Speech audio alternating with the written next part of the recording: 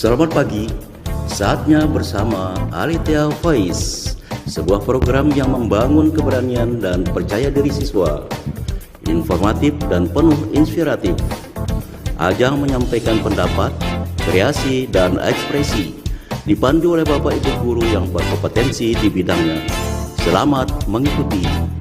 Bersama Aletheia, meraih prestasi gemilang.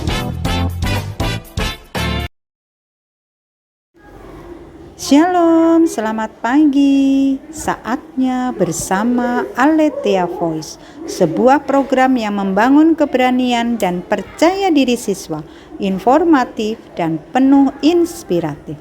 Ajang menyampaikan pendapat, kreasi, dan ekspresi. Bagaimana kabar kalian? Semoga selalu dalam keadaan sehat dan penuh sukacita dan selalu dalam lindungan dan kasih Tuhan. Pada edisi peringatan Hari Pahlawan 10 November, Miss Vero akan menemani kalian dalam beberapa menit ke depan, tentunya dalam program kreasi dan ekspresi. Kali ini dengan tema Pahlawan di Hatiku. Hari Pahlawan 10 November diperingati untuk mengenang kembali jasa para pahlawan yang gugur dalam melawan penjajah.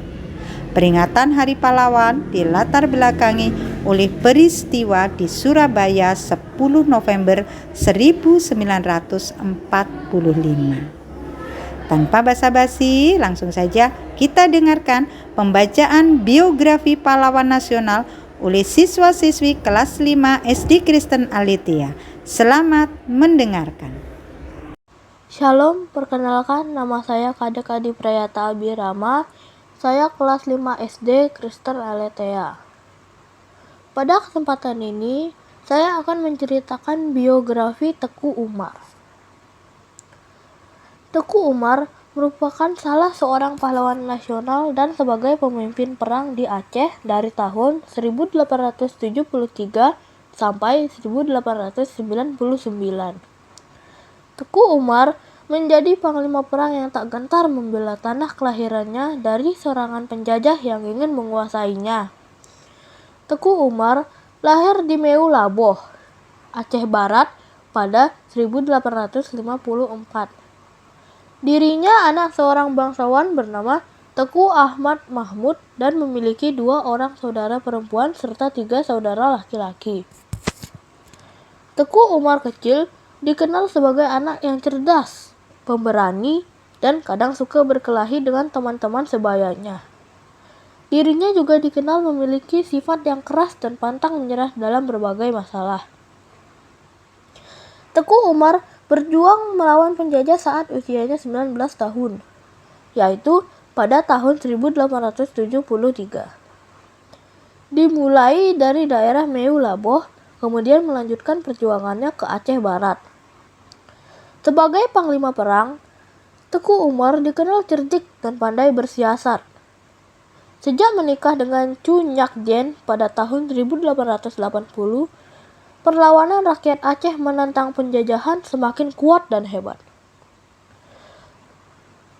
Kecerdikan Teku Umar terlihat saat dia berpura-pura menjadi kaki tangan Belanda hanya untuk mempelajari strategi perang yang diterapkan Belanda dan mendapatkan tambahan senjata.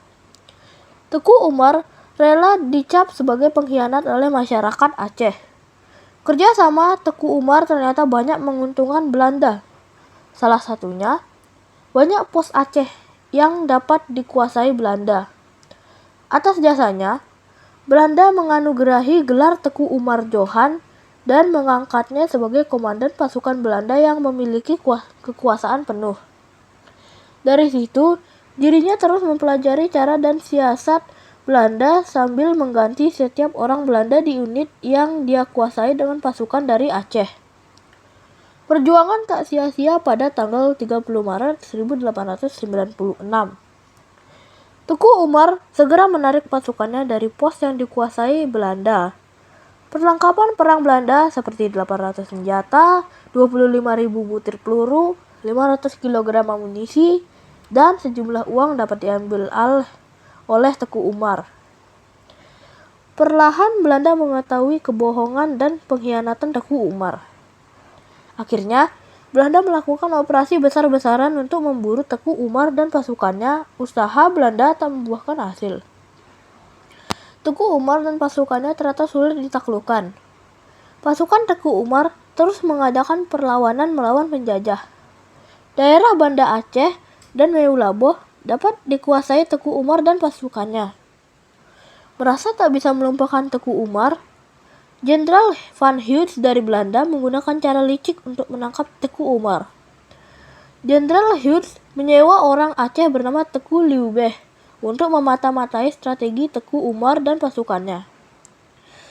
Dan dari informasi tersebut, Belanda mengetahui rencana Teku Umar. Belanda mengerahkan semua kekuatan pasukannya untuk menyerang Teku Umar di Meulaboh. Teku Umar gugur dalam pertempuran tersebut pada tanggal 11 Februari 1899. Teku Umar dalam membela bangsa dan negara menjadikannya sebagai salah satu pahlawan Indonesia. Pada tanggal 6 November 1973, nama Teku Umar resmi dicatat sebagai pahlawan Indonesia. Tak hanya itu, nama Teku Umar dijadikan sebagai nama jalan di sejumlah daerah di tanah air. Namanya juga diabadikan sebagai nama Universitas Meulaboh, Universitas Teku Umar. Itu saja yang bisa saya sampaikan. Terima kasih. Shalom.